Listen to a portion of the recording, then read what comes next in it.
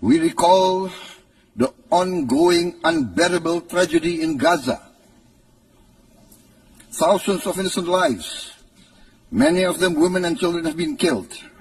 Famine looms. Human catastrophe is unfolding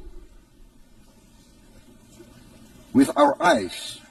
We condemn all acts of violence against innocent civilians. Therefore, it is today with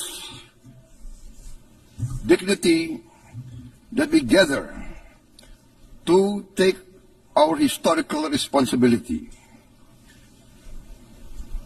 This responsibility speaks not only to the fate of Palestine, but also to the future of Israel, and also the very credibility of the United Nations.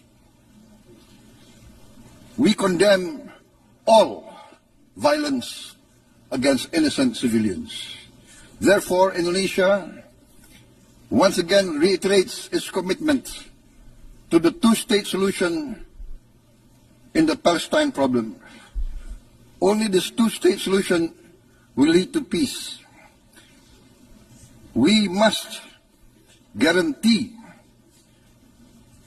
statehood for Palestine, but Indonesia also declares that once Israel recognizes